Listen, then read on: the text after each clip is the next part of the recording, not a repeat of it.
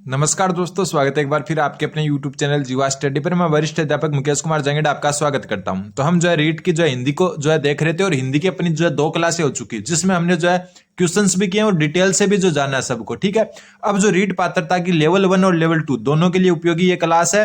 और अभी तक अपन ने जो पिछली 2 क्लास में पढ़ा है ना, भाग 1 और भाग 2 में, उन सब का एक प्रकार से ये टेस्ट है। और देखो आपका 30 में से कितने क्वेश्चन सही होते हैं, और जरूर कमेंट करना कि आपके इतने क्वेश्चन है सही हुए हैं। ठीक है, और अपन जो है पिछली 2 क्लास में जो कुछ पढ़ चुके हैं उन्हीं का एक प्रकार से टेस्ट है ये।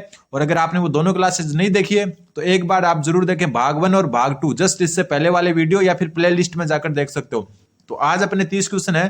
तो सबसे पहला क्वेश्चन है कि परिश्रम का महत्व। देखो क्वेश्चन मैं बता देता हूं कि ये गद्यांश में से आया हुआ है, ठीक है, लेकिन यहां पर आपका गद्यांश का कोई लेना देना नहीं है, क्योंकि क्वेश्चन ही ऐसे हैं कि परिश्रम का महत्व वे जानते हैं जो स्वयं अपने बल पर आगे बढ़े। रेखांकित शब्द कौन से प्रकार का सर्वनाम है?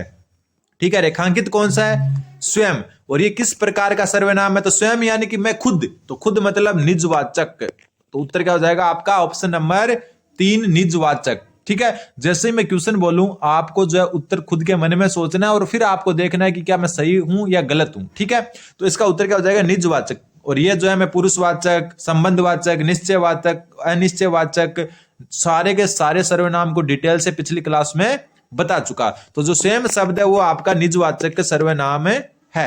अगला क्वेश्चन, क्वेश्चन नंबर 2। दूसरा क्वेश्चन क्या बोल रहा है? ये रहा कि कल कारखाने रात दिन उत्पादन कर रहे हैं। कल कारखाने क्या कर रहे हैं? रात दिन उत्पादन कर रहे हैं। तो यहां रेखांकित शब्द कौन सा है? रात दिन। इसमें रेखांकित शब्द क्या है? क्या वो संज्ञा है, क्या सर्वनाम है, क्या विशेषण है या क्रिया विशेषण है? देखो जो रात दिन होता है ना, ये एक तो होता है आपका द्वंद्व समास। क्या होता है? द्वंद्व समास। और द्वंद्व समास को जो है अपन पूरा अच्छे से जान चुके हैं कि द्वंद्व समास क्या होता है। तो देखो द्वंद्व समास जो होता है ना, ये जो है आपका जो है क्या हो गया? रात दिन। जैसे इसका समास विग्रह होता है रात और दिन, दोनों पद प्रधान होते हैं इसमें, तो रात और दिन, और ये होता है आपका द्वंद्व समास। ठीक है, रात दिन का समास विग्रह होता है रात और दिन, और ये होता है आपका द्वंद्व समास। लेकिन ऑप्शन में तो कहीं द्वंद्व समास है ही नहीं। तो इस आपको जो क्या करना है, इस पूरे वाक्य के आधार पर जो है बताना कि ये क्या चीज है। तो देखो रात दिन उत्पादन कर रहे हैं, उत्पादन कर रहे हैं मतलब ये क्या होगी? क्रिया। उत्पादन करना क्या हो गया? क्रिया। और क्रिया की विशेषता कौन बता रहा है आपका? कौन बता रहा है? रात दिन। तो क्रिया की विशेषता बताने वाले को क्या कहते हैं? तो क्रिया विशेषण शब्द कहते हैं। तो उत्तर हो जाएगा आपका ऑप्शन नंबर 4। और ये किस प्रकार का क्रिया विशेषण है? क्रिया विशेषण में भी इसका प्रकार है कालवाचक। कौन सा? कालवाचक, यानी कि जो समय बता रहा है रात दिन। ठीक है, वापस देखें, जो रात दिन होता है ना, उसमें सामान्यतः क्या होता है? द्वंद्व समास होता है, क्योंकि इसका समास विग्रह होता है रात और दिन। और द्वंद्व समास के बारे में हम जो है डिटेल से पिछली क्लास में देख चुके हैं। लेकिन यहाँ पर जो है आपके ऑप्शन में कहीं भी जो है समास शब्द है ही नहीं। इसका मतलब क्या होगा? ये पूरे वाक्य को पढ़ो कि कल कारखाने रात दिन उत्पादन कर रहे हैं। उत्पादन करना आपकी क्रिया होगी, और क्रिया की विशेषता कौन बता रहा है? रात दिन। तो उत्तर क्या हो गया आपका? क्रिया विशेषण। और क्रिया विशेषण में भी कौन सा हो गया? कालवाचक। ठीक है, काल बता रहा है कि कब जो है आपका समय ये बता रहा है। अगला question, question number 3 number question बोल रहा है, भारतीय कृषक के परिश्रम का ही फल है कि देश में हरित क्रांति हुई। रेखांकित शब्द क्या है? क्या है रेखांकित? भारतीय। और भारतीय क्या है? जल्दी से बताओ, क्या संज्ञा है, क्या सर्वनाम है, क्या विशेषण है या क्रिया विशेषण है? देखो अगर भारत शब्द होता ना, भारत, तो भारत क्या हो जाता? व्यक्तिवाचक संज्ञा हो जाता। क्या हो जाता? व्यक्तिवाचक संज्ञा। व्यक्तिवाचक संज्ञा हो जाता। लेकिन बात हो रही है भारतीय की, तो ये क्या बता रहा है? एक प्रकार से कृषक की विशेषता बता रहा है कि वो क्या है? भारतीय है। और भारतीय होना उसका क्या गुण या दोष है? ठीक है, गुण दोष इनमें आता है। तो ये क्या हो गया? गुणवाचक विशेषण। तो उत्तर क्या हो जाएगा आपका? Option number 3। और इसको कहते हैं गुणवाचक विशेषण, जो अपने की जो है स्थिति, दशा, गंध, गुण ये बताते हैं। ठीक है, तो गुणवाचक विशेषण में आपको एक बात ये भी ध्यान रखनी है, जैसे ग्रामीण, ठीक है, शहरी, क्या है? शहरी, ये भी क्या है? गुणवाचक। जैसे जो है काला, सफेद, ये सारे के सारे आपके गुणवाचक विशेषण के अंतर्गत आते हैं। तो जो है भारतीय शब्द आपका क्या है? विशेषण है। और कौन सा विशेषण है? गुणवाचक विशेषण है। ठीक है, ये भी आपको जो ध्यान रखना है। अगला क्वेश्चन, क्वेश्चन नंबर 4। चारवां क्वेश्चन बोल रहा, चौथा क्वेश्चन कि निम्न में से परिमाणवाचक विशेषण है। परिमाणवाचक विशेषण के बारे में मैं आपको कल वाली क्लास में बता चुका कि नाप तोल माप ये सारे के सारे आपके जो है ना ये किस में आते हैं, परिमाणवाचक में आते हैं। तो परिमाण जो है नाप तोल कहां आ रहा है, अनेक में आ रहा है, बिल्कुल नहीं। एक में आ रहा है, बिल्कुल नहीं। दूसरे में आ रहा है, बिल्कुल नहीं। तो 1 टन बिल्कुल इसमें परिमाण आ रहा है। तो उत्तर क्या हो जाएगा आपका, ऑप्शन नंबर 2। अगला क्वेश्चन, क्वेश्चन नंबर 5। पांचवा क्वेश्चन बोल रहा है, संसार के अनेक महापुरुष परिश्रम के प्रमाण हैं, रेखांकित शब्द में कौन सा समास है। ठीक है, महापुरुष, महापुरुष में कौन सा है, महान है जो पुरुष, महान है जो पुरुष, महान है जो पुरुष। और इसमें जो है क्या हो रहा है, महान है जो पुरुष। और ये इसमें क्या होता है, दोनों जो शब्द होते हैं उसमें विशेषण विशेष्य का जो होता है ना, विशेषण और विशेष्य का संबंध है। क्या है, विशेषण और विशेष्य का। और ये जो होता है वो किसमें होता है आपका, ये होता है आपका ऑप्शन नंबर 3 कर्मधारय समास में। तो महापुरुष की कौन सा समास है, कर्मधारय, क्योंकि जो है महान है जो पुरुष ये इसका जो है समास विग्रह होता है। और कर्मधारय की विशेषता होती है कि ये विशेषण और विशेष्य के रूप में होते हैं।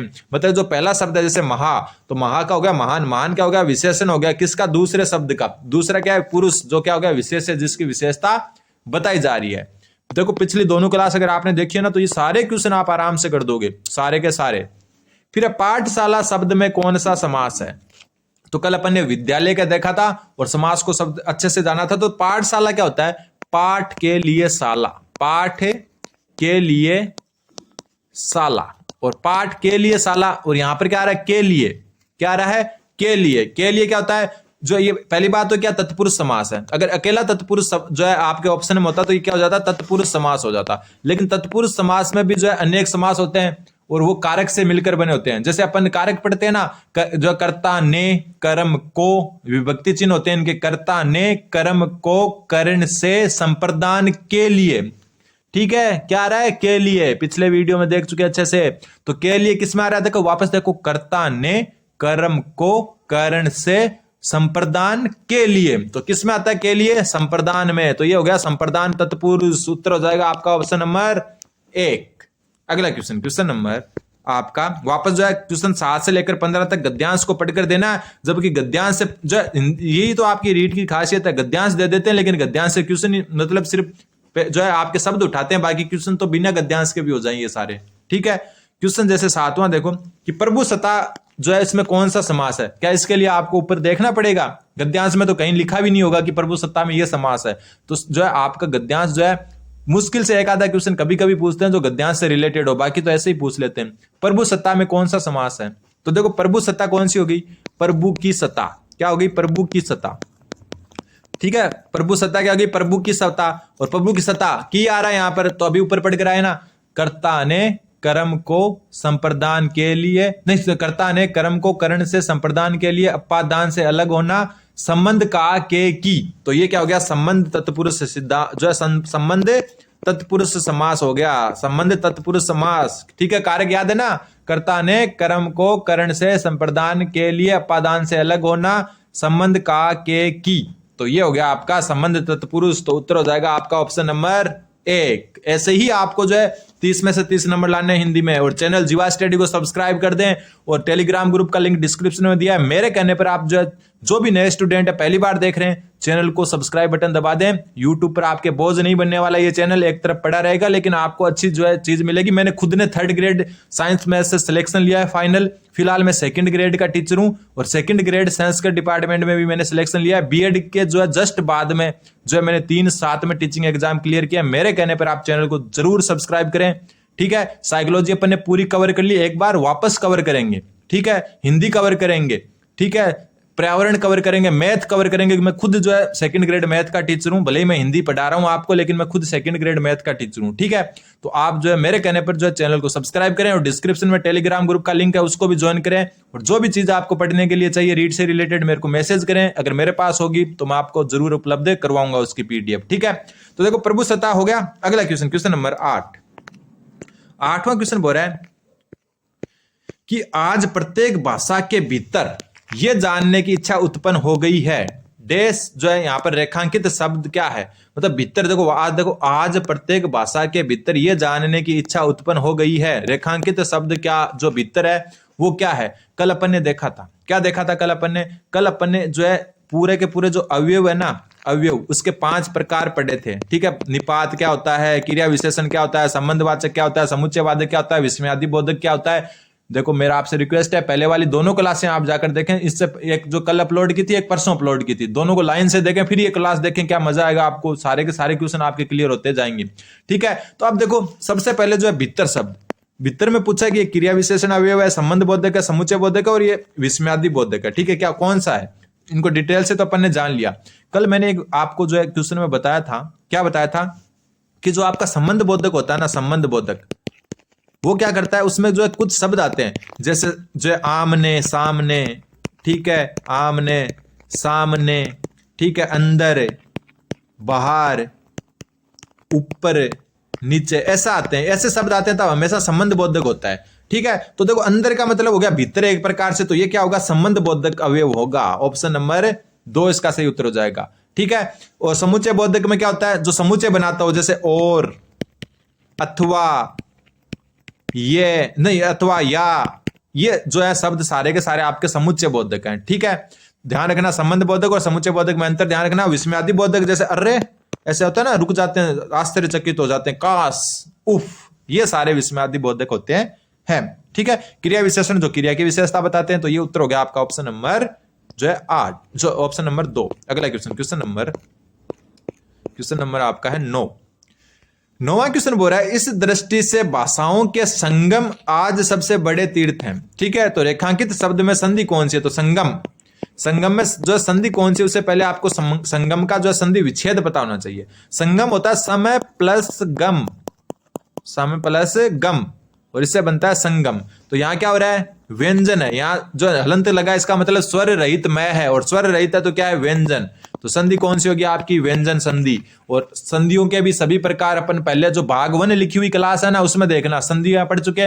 एक भाग 2 लिखी हुई है, उसमें जो है अपन जो तत्सम तद्भव शब्द वगैरह पढ़ चुके, और आज अपना भाग 3 एक प्रकार से उन जो 2 क्लास है उनका रिविजन है। ठीक है, तो व्यंजन संधि होगी, क्योंकि संगम होता है समय प्लस गम, और मैं होता है आपका नीचे हलंत है, इसका मतलब स्वर रहित। और जब कोई व्यंजन जो है दूसरे व्यंजन या स्वर से मिलता है, तो जो है आपकी व्यंजन संधि होती है। अगला क्वेश्चन, क्वेश्चन नंबर 10। 10वां क्वेश्चन बोल रहा है, भारतवासी श्रद्धा से स्नान करता है, रेखांकित शब्द का सही अर्थ है।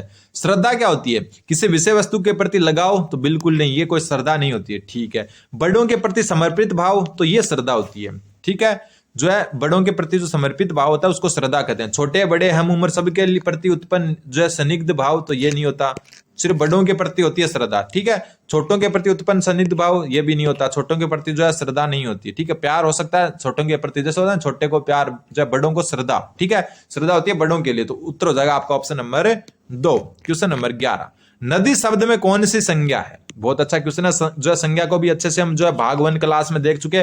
नदी, नदी देखो गंगा नदी भी है, यमुना नदी भी है। ठीक है, राजस्थान की बात करें तो लूनी नदी भी है। ठीक है, चंबल नदी भी है। तो नदियां तो बहुत सारी है, तो नदी क्या है, बहुत सारी नदियों का समूह है। ठीक है, या जो है बहुत एक प्रकार से क्या है, बहुत सारी नदियों का समूह है। और संज्ञा की बात हम कर चुके, संज्ञा होती है 3 प्रकार की, व्यक्तिवाचक संज्ञा, भाववाचक संज्ञा और जातिवाचक संज्ञा। जातिवाचक संज्ञा 2 प्रकार की और होती है, द्रव्यवाचक और समूहवाचक।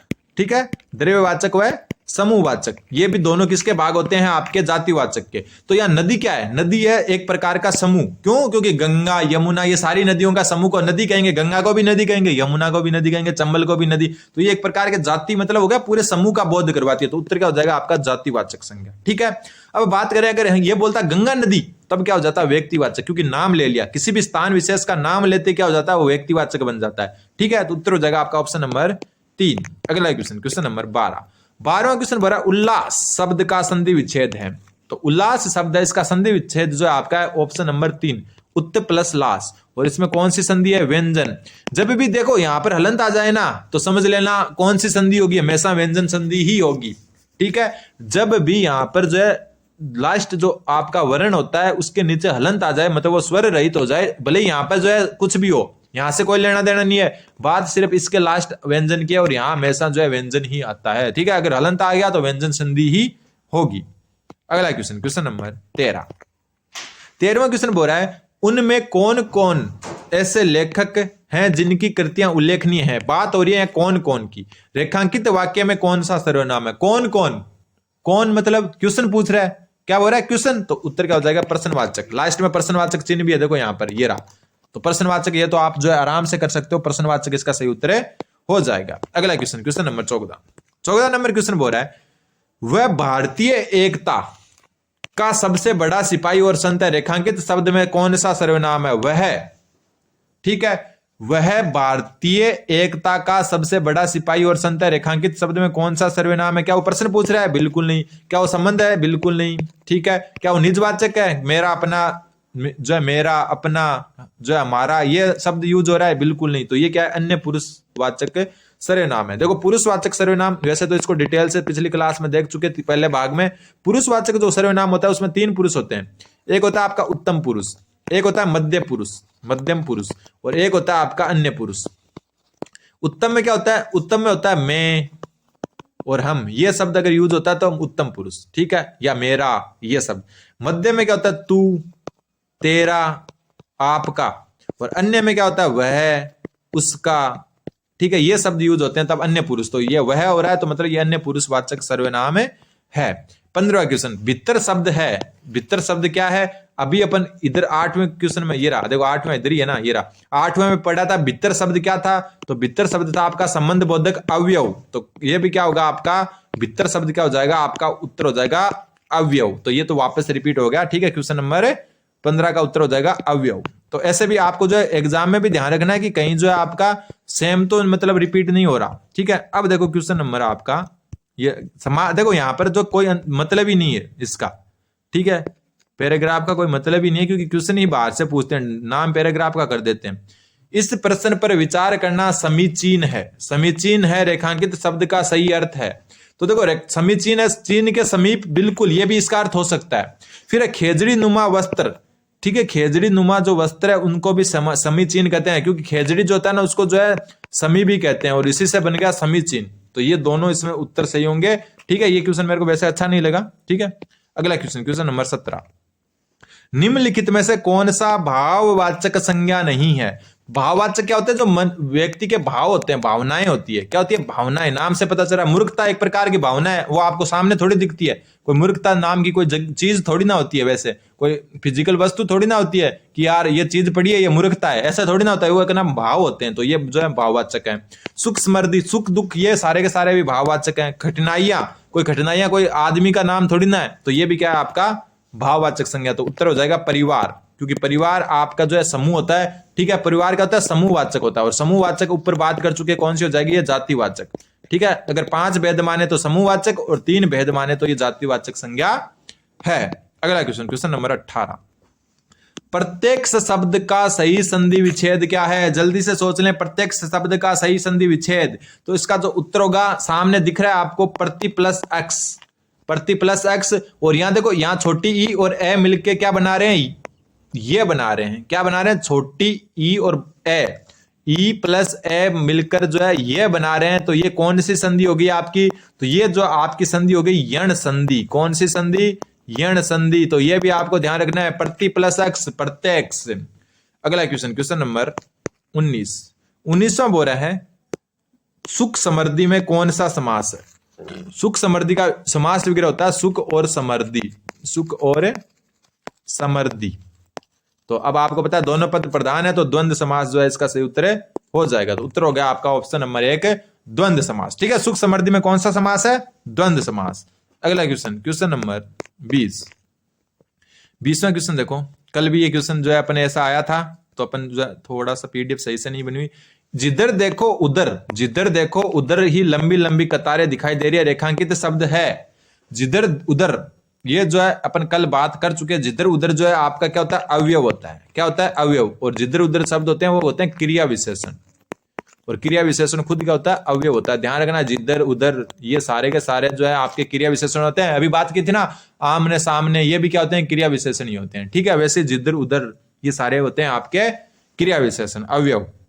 क्रिया विशेषण क्या होता है, अवयव के 5 भाग होते हैं, और वो 5 भाग अपन पिछली क्लास में देख चुके हैं। नहीं देखी क्लास तो जरूर मेरे कहने पर वो क्लास देखें। अगला क्वेश्चन है, क्वेश्चन नंबर आपका 21, छात्रावस्था का शुद्ध संधि विच्छेद क्या है। देखो ये क्वेश्चन इंपॉर्टेंट बनता है, क्यों इंपॉर्टेंट बनता है कि छात्रावस्था का शुद्ध संधि विच्छेद क्या है। तो देखो इसका जो है एक तो ये भी बन सकता है, नहीं ये नहीं, सॉरी, एक तो क्या है, ये बन सकता है और एक ये बन सकता है, दोनों बन सकते हैं, क्योंकि जो है आ और ए मिलके भी आ बनाते हैं और ए और ए मिलके भी आ बनाते हैं। लेकिन अपने को हमेशा ध्यान रखना इसका उत्तर होगा छात्र प्लस अवस्था।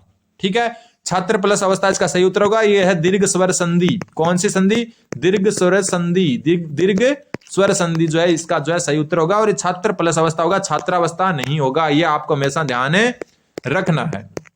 फिर क्वेश्चन नंबर जो है 22। इस देखो ये क्वेश्चन जो है ना, पहला क्वेश्चन आया जिसका जो है मतलब जो है पैराग्राफ से कुछ लेना देना है कि इस गद्यांश में मानव जीवन को निम्नलिखित विकल्पों में से किसकी उपमा दी गई है। तो देखो मानव जीवन को देखो किसकी उपमा दी गई है।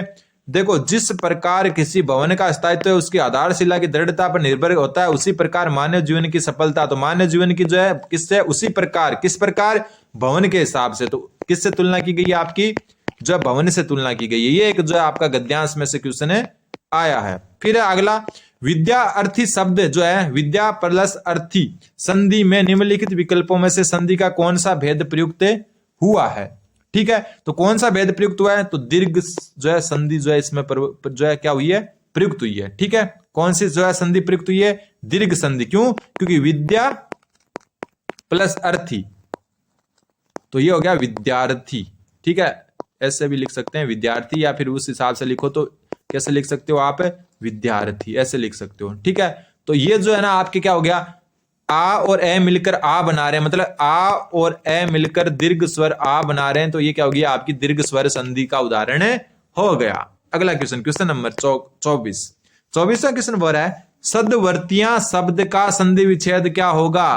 तो नाम से ही पता चल रहा है सदवर्तियां, तो सत्य प्लस, देखो लास्ट में तो वर्तियां आएगा, तो वर्तियां श्रम में, तो ये प्रवृत्तियां तो गायब हो जाएगी, और आपको पता है तय जो है दय बन जाता है, तो ये हो जाएगा ऑप्शन नंबर 1 सत्यवर्तियां। और मैं पहले ही बता चुका कि यहाँ पर जो लास्ट वर्ण होता है उसमें अगर हलंत लगा हुआ है, जिस भी वर्ण में हलंत लगा हुआ है लास्ट में, तो ये क्या हो जाएगा आपका व्यंजन संधि। कौन सी संधि? व्यंजन संधि। अगला क्वेश्चन, क्वेश्चन नंबर 25।